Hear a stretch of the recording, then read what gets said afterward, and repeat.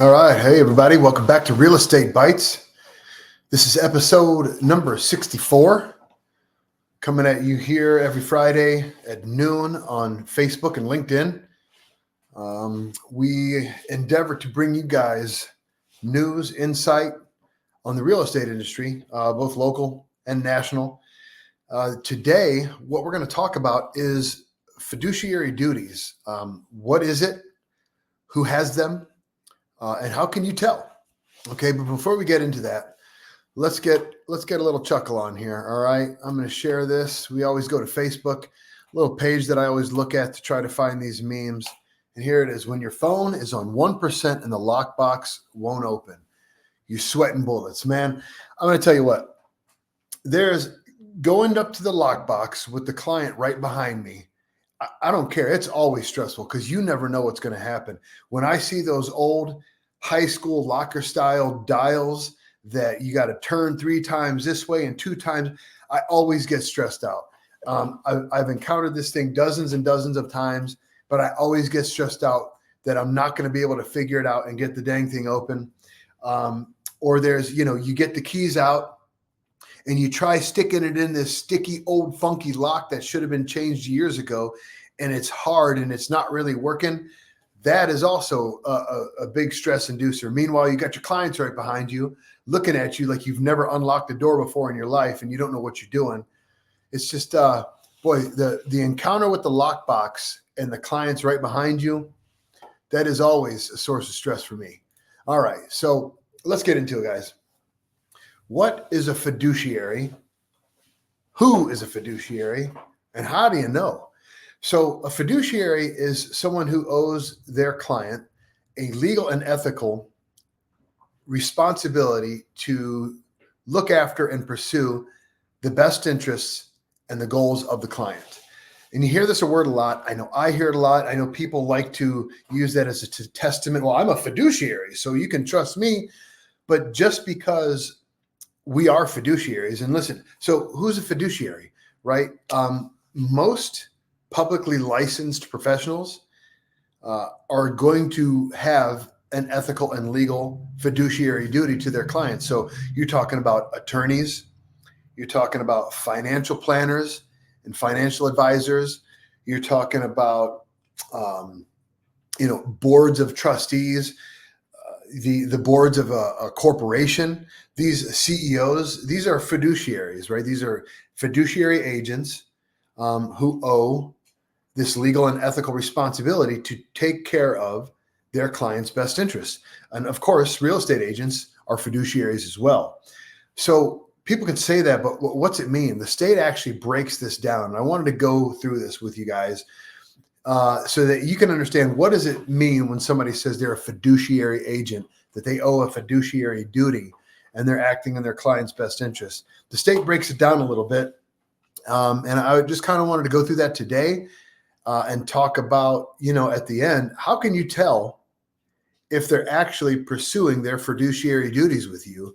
If you have, whether it's your real estate agent, your financial planner, your attorney, whomever it is, how can you tell that they're exercising their fiduciary duty towards you, their client? So let's get into this. All right. Oh, messed that up. Let's go to share screen here. All right. I believe this is it. Yep. All right. So real estate brokers. So they're talking about real estate brokers and their agents specifically. What is their fiduciary duty? It starts right here. A, exercising reasonable skill and care in representing the client and carrying out the responsibilities of the agency relationship. This is kind of a big deal here, guys, because when it says exercising reasonable skill and care, that is clearly a subjective measure. And there's levels to this, right? So the reasonable skill and care exercised by an agent who's got 500 deals in their belt over the last 15 years it's going to be greater. There's going to be a much greater expectation from them than somebody who you represent their third deal, right? They're a rookie and you're their third deal. the expectation of that rookie's reasonable skill and care is going to be a lot less than a seasoned veteran, right? So, and then who determines what is a reasonable skill and care? Basically, this comes down to mediators or courts or, peers within the industry who look at the experience level of the agent and determine what would be reasonable at that experience level. What should they know at that level? Have they had deals in the past where these things have been brought up, where whatever the issue is at hand, have they ever seen this before and learned from it? Should they know better how to provide that fiduciary skill and care for their client, right? So that's again, that's a sliding scale and very, very subjective and almost impossible to determine just by talking to your agent. All right, letter B, performing the terms of any written agency agreement. So what does this mean? This agency agreement, at least the one that we put in front of our clients, which is just about the same as every other broker in the state of Ohio put in front of their clients, it's very generic and vague. And this is what it looks like. This is Russell's Consumer Guide to Agency Relationships. And while it has all these words, I'm going to tell you what it really says is not so different than what we're reviewing right now. As the seller's agent, the brokerage and listing agent must follow the seller's lawful instructions, be loyal, promote the best interest, disclose material facts to the seller, maintain confidential information, act with reasonable skill and care. There it is again. And account for any money that they handle in the transaction. And you're going to see that that's just about exactly what we're going to review here under these Ohio laws and administrative rules, right? So moving on to letter C, like we just said, following any lawful instructions of the client. So what does this mean? That means if you tell me to go steal from somebody, obviously I don't have to do that. But if you tell me that you only want a certain price, right?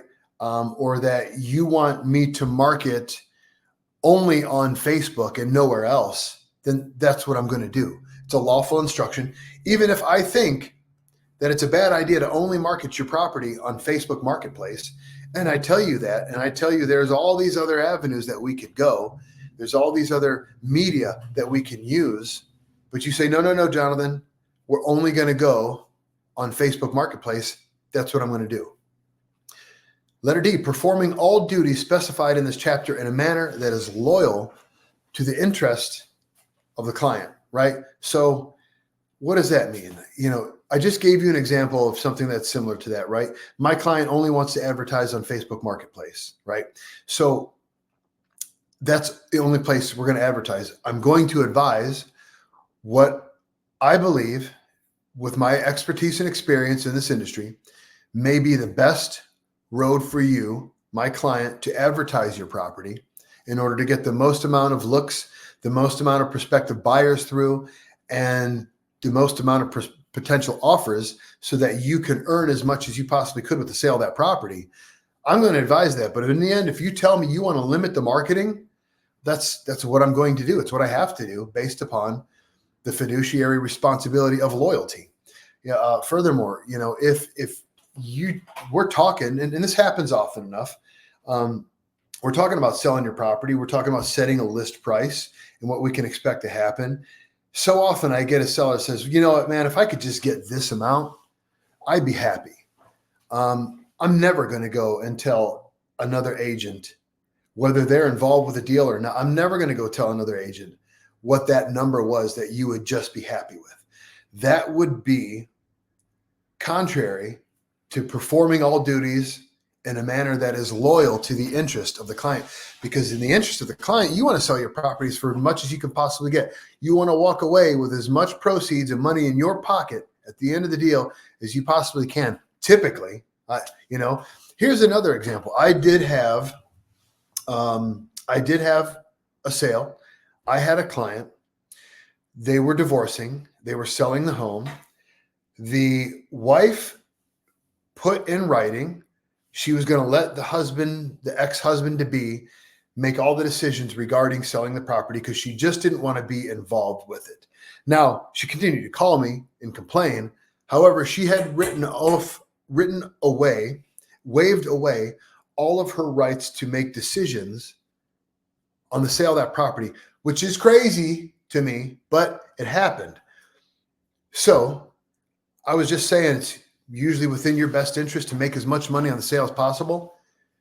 This client, the husband, ex-husband to be, instructed me to negotiate a sale price that would net them exactly zero proceeds. So they, of course, did not want to bring any money to the table to sell. They didn't want to have to pay to sell their property, but he wanted zero proceeds. And the reason why is because he did not want her to walk away with any money. It is an ugly thing. It's the truth. It happened. I couldn't believe it. He was willing to take nothing so that she would get nothing. And that's what I did. I negotiated a very specific purchase price that made sure that these sellers netted $0 when this deal was done. That was acting in a manner loyal to the interest of the client. In my opinion, was that the best interest? Was that the smart way to go? It was not, but that's what he wanted me to do, and that's what I did. Very unfortunate, but it happened. Complying with all requirements of this chapter and other applicable statutes, rules, and regulations, including the Fair Housing Law Division of blah, blah, blah, blah, blah. So basically what that says is I need to follow all lawful instructions. I need to be loyal. However, if they want to be discriminatory against another party based on whatever it might be, race, religion, etc., then I cannot follow those instructions. For that matter, fair housing is one of the things I cover with my sellers.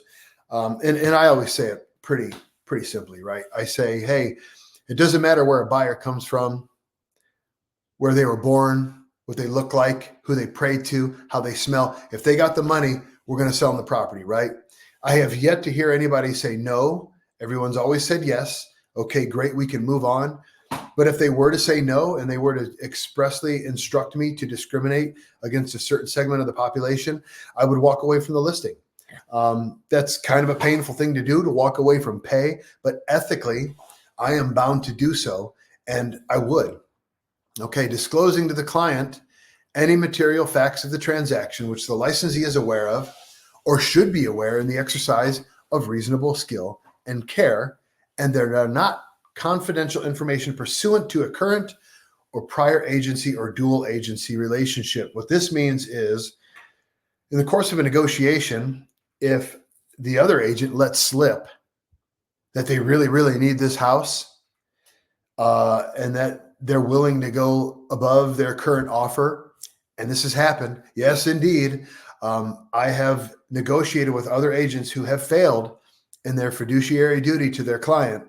And did I take that information and give it to my client so that they had an upper hand in negotiations? Of course I did. Absolutely, of course I did. When wouldn't I do that? I would not do that if I had a former agency relationship with that other person and I knew things about I knew personal information that should be kept confidential.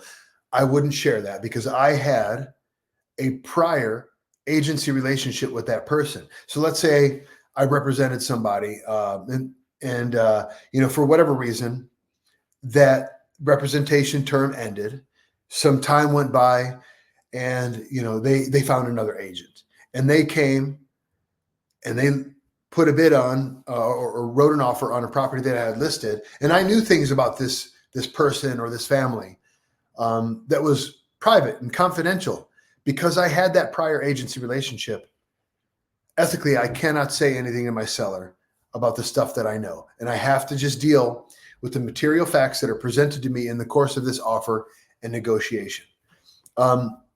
That's never happened. What has happened a dozen times in my career here, that's gone over 7 years now, is I've been a dual agent where I represented both the seller and the buyer in the same transaction.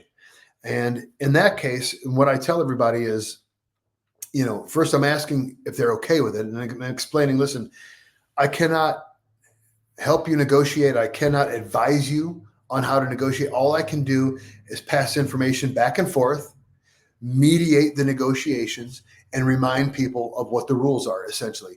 But I can't act in your behalf, nor can I act in their behalf. And once people understand that, they're typically cool with it. Dual agency is sometimes tricky because even if you're acting in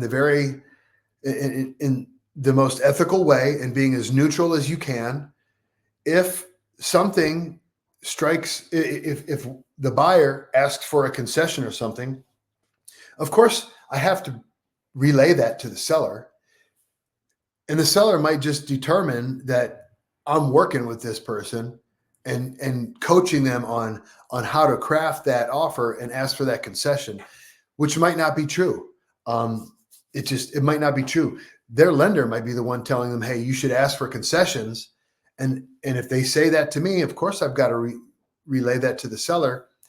But that's what can make dual agency tricky, is because you have to pass information from one party to the other. And there's always the risk that one of those parties thinks that whatever you're presenting, you had conspired to present with that other party. Anyways, advising the client to obtain expert advice related to material matters when necessary and appropriate. What does this mean? This means I'm a real estate agent, okay? I am an expert at selling homes. I am not a foundation expert. I am not a mold expert. I am not a plumber. I am not a whole lot of things that I lack expertise in, and I cannot advise a client on. So if you walk into a basement and it smells musty and you say to me, do you think there's mold in here? My response is going to be, listen, there's mold in every house. How bad is it? How extensive is it? I really don't know. And even if we can see some stuff on the wall that appears to be mold, but I don't know. And if you really want to know if it is mold and if it's dangerous, you should hire a qualified mold inspector. If you really want to know whether or not that horizontal crack or that staircase crack in the foundation wall is something that you should be worried about, you should get someone who's qualified in here to determine that, like a structural engineer. I'm not that guy, but it is my job to advise you on who you are supposed to talk to. And I would say it's my job to even have that guy in the old Rolodex, right? If you need that sort of expertise, I should be able to connect you with that person, okay? Accounting, letter H, we're moving on to letter H. Accounting in a timely manner for all monies and property received in which the client has or may have an interest. Now, typically, in my world as an agent, and even this is about brokers, but it's typically this is about earnest money. So the contract says when we're supposed to collect earnest money, how quickly, what is the amount. It even stipulates to whom that earnest money will be deposited. That is a big fiduciary responsibility. So not only do I have to collect it and deposit it according to the contract, but then I need to notify everybody who's concerned. Now, if I'm representing the seller and there's an earnest money deposit, it's on me to account in a timely manner. So I need to be paying attention to the contract. I need to understand when is it that buyer was supposed to submit their earnest money deposit. If I haven't seen it in the right amount of time, then I need to be reaching out to that buyer's agent and saying, hey, has earnest money been deposited? When, why, or why not? And then once it has been, I need to advise my seller, the earnest money has been deposited. Here's proof. That is what this is talking about here. Okay, keeping confidential all confidential information, unless the licensee is permitted to disclose the information pursuant to blah, blah, blah. This requirement includes not disclosing confidential information to any licensee who is not an agent of the client. This kind of goes back to what I was talking about. My seller tells me I'd be willing to accept this price. I'd be good with that. And that may be 10% less than what the asking price is. I'm never going to go and tell anybody, that what that lowest asking price is. I'm trying to get them where as much money as we possibly can. Right. Things like divorce or family. When I'm representing a seller, this is what I tell them. There's a section in our listing agreement that talks about confidentiality, and the lowest acceptable purchase price is expressly written in there. And then it asks, is there any other information that you want to make sure is strictly confidential? And the only thing that I ever filled out in that one spot in hundreds of listing agreements was over 100 listing agreements was there was a couple who's getting divorced. Same couple I talked about earlier in this show, that they did not want it to be known that they were getting divorced. Okay, so we wrote that in there.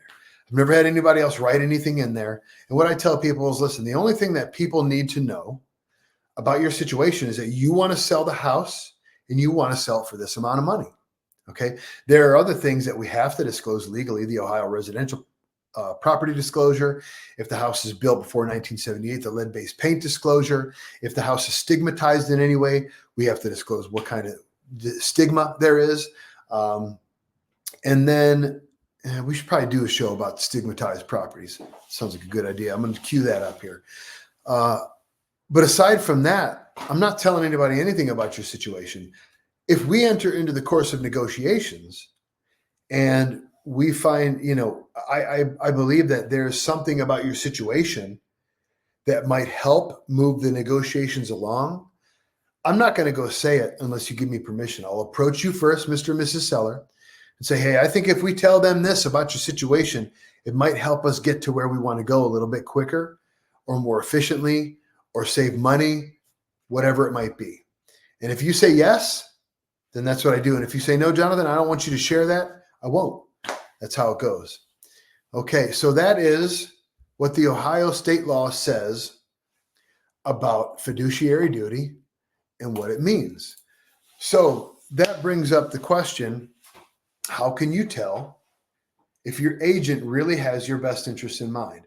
If they really are adhering to their fiduciary duties to you, their client? This is a tricky thing because, it's very difficult to tell sometimes whether or not they have your best interest in mind. Here, I think, is probably the best method that you can employ to figure out whether or not your agent or your attorney or your financial planner or whomever else is really thinking about you. Are they asking you questions about where you want to go and what you want to accomplish? Or are they telling you what you're supposed to be doing and need to be doing, right? Are they trying to figure out what you're all about and what matters to you and where you're going? Or are they telling you where they think you should go? If they're telling you, they're probably more worried about convenience and commission than they are your goals and your best interests. Okay. When I'm coaching agents on my team, I'm telling them, we always sit and we ask, okay, what kind of house, how many bedrooms, this, that, and whatever. And the answers are very typical. 3-bed, 2-bath at least, would love a basement, 2-car garage, colonial ranch, whatever, but that doesn't really help us get to know who they are. I like to ask about hobbies. And I always couch this too, because I start asking these questions and people are like, whoa, we don't even know you, dude. But I want to know about your hobbies and your lifestyle. I want to know about, do you have friends over on the weekend? Are you big entertainers? Do you like to party? And I want to know this stuff because I'm trying to match your lifestyle with the properties that I'm looking at for you, right?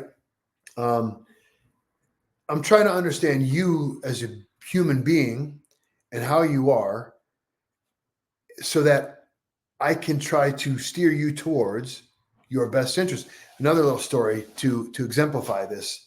I'm working with this young couple, great young couple, very, very professional young couple, doing very well for themselves, getting married, no family yet. At any rate, we're looking at all these places, right?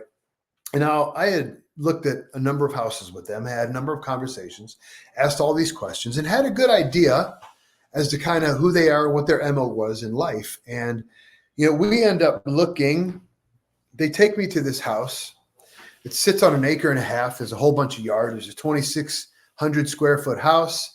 There's a 6-car garage off to the side that clearly needed some roof work. And I'm touring this place with them, and I'm thinking, this just doesn't make sense. Why are we looking at this? And so we're standing there at the house at the outside, and I said, all right, guys, talk to me. Tell me what you did last week. I just want to know what you did last week. They look kind of confused. And they said, all right, we went here. We did that. We did this, and we did that. And we traveled over here. I said, oh, great. What have you guys done so far this week? Well, we did this, and this. Okay. And then how about next week? What are your plans for next week? Well, we're going to go here, and we're going to do that. And we're going to do this, and we're going to go meet some friends for dinner here. I said, okay. So what I didn't hear in any of that was spending any sort of time at home or in a garage working on stuff, building stuff. You're out and about. Number one, I already know you're busy professionals, and then you're very social, and you're out and about doing these things. So tell me, when are you going to have time to maintain this acre and a half property? And you talked about homesteading, planting a garden. When are you going to have time? Oh yeah, by the way, you're also talking about starting a family once you get into this home. When are you going to have time in between work, social schedule, and child rearing to maintain this acre and a half property that's lined on 3 sides with trees, and I can see all the branches that have already fallen in the yard and need cleaned up right now, all this mowing. Oh, when are you going to get to that garage roof that has all these problems, this giant roof on this garage? When are you going to have time to maintain this 2,600 square foot home? And they got to look at each other like, okay, I get it. I get it. And that was, I probably could have convinced them to write that offer and go for that house. I could have taken this vision this daydream that they had expressed to me and wrote it to the offer and the sale and went away with my commission. But I didn't believe that was in their best interests, knowing what I had learned about them and who they were as people and professionals. And so we kept looking. And it meant more time on the road. It meant more money spent putting my gas tank, blah, blah, blah. But it didn't matter, because in the end, I wanted this young couple to end up where they really wanted to be, which they ended up. And that was fantastic. So is your agent, attorney, financial, are they asking you questions, trying to get to know who you are and what you're about? Right. And so that they can help to guide you in a direction that's going to allow you to achieve your goals the way you want to achieve them. Conversely, listen,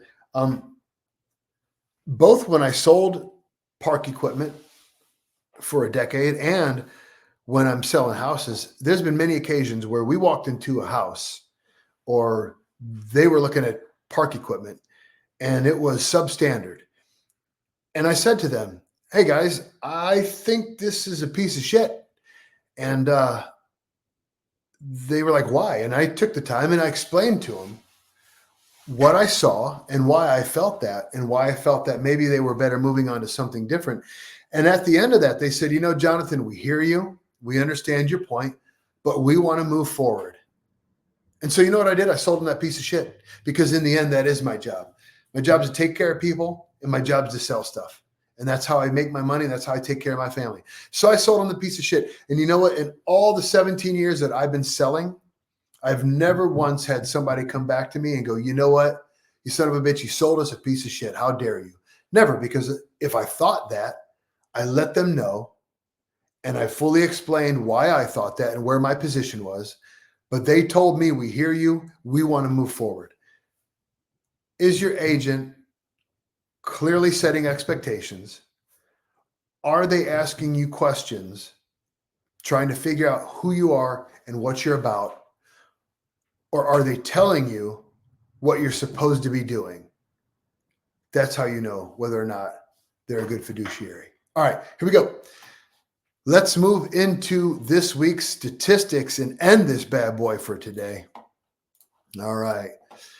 So episode number 64, this morning, there were 457 single-family homes and condos on the market. Again, I do not look at multifamily and I do not look at mobile homes in the statistic. Nevertheless, you can see how inventory is continuing to creep up here in the fall. Last week, there were 69 closings. The median square foot of those closings was 1,708 square feet. Median home value was $239.9. Median square foot value, $154.06. Median days on market was 30. This interest rate keeps on climbing, and it keeps on climbing. 6.91% this morning for a conventional 30-year note. And the big boy for last week was $1.425 million sold in Avon off French Creek. Now, we're going to go take a look at this because this one's fun. This palace is a beauty. $1.425 million. Take a look at what we got here.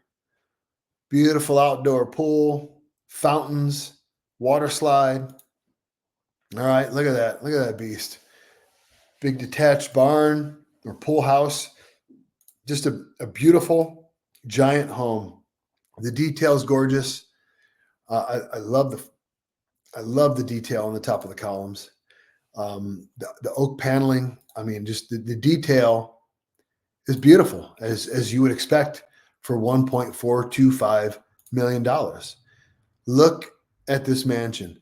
I absolutely love this look. When you have the stepped countertops with the tile inlays, man, that's so sharp and classy to me.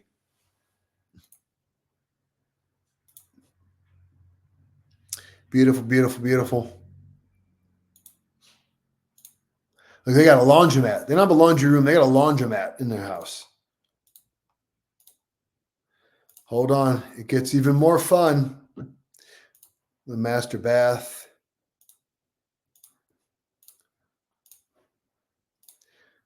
Now we're down in the basement, okay? Workout facility, full bar and kitchen.